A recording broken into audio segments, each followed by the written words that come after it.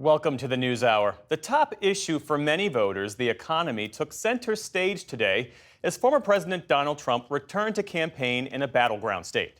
His North Carolina rally followed a scattershot news conference at his Mar-a-Lago estate and a meandering conversation with Elon Musk on X in just the last week. Laura Barone-Lopez has our look tonight at the latest. Donald Trump back on the campaign trail, trying to get back on message. The former president rallied in a battleground state for the first time in a week and a half. Kamala Harris won't end the economic crisis. She will only make it worse. In Asheville, North Carolina this afternoon, he talked about the economy, one of the top issues for voters, and he slammed his opponent, Vice President Kamala Harris, for her economic record. If Harris wins this election, the result will be a Kamala economic crash, a 1929-style depression. 1929. When I win the election, we will immediately begin a brand new Trump economic boom. It'll be a boom. We're going to turn this country around so fast. Notable after the economy today got a bit of good news. Inflation falling below 3% for the first time since 2021. But it wasn't all economy, as Trump repeated his list of grievances.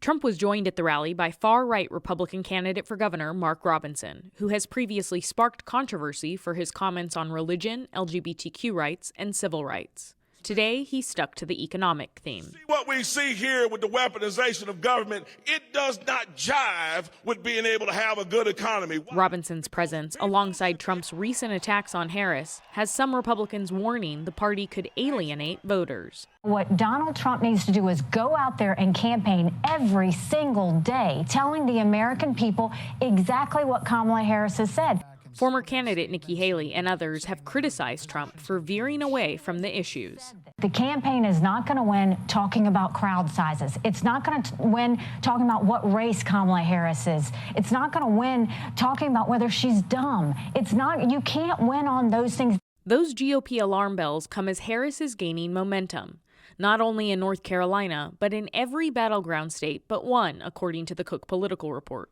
Only Nevada shows a Trump lead. Harris is even tied in Georgia. And in the days leading up to the Democratic National Convention, the Harris-Walz ticket closing the enthusiasm gap. Excitement amongst Democrats and independents for the Harris versus Trump contest has jumped double digits since June, when President Joe Biden was still in the race. Being president is about who you fight for, and she's fighting for people like you.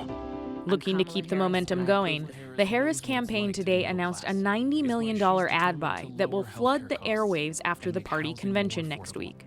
Also, prominent Republicans, including former elected officials and party leaders, even actor Mark Hamill, held a Republicans for Harris Zoom to rally support. Organizers said more than 70,000 people joined the call. Kamala Harris now is standing here in Michigan asking us for a promotion. I think it's time to say to Kamala Harris, no thank you, you are fired. And both running mates were on the trail.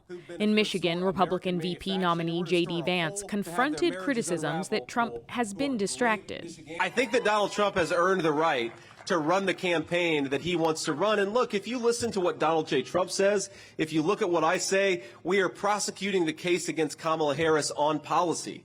Well, Tim Walz, Harris's VP pick, headlines fundraisers in both Denver and Boston.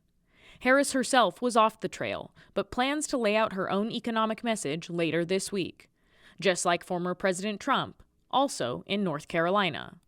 And for the former president, the specter of his legal battles still clouds his election calendar. The Manhattan judge who convicted Trump said today that he will not step aside from the case. And for now, Trump's sentencing is still set for September 18th, just a week after the first presidential debate with Vice President Harris. For the PBS NewsHour, I'm Laura Barone-Lopez.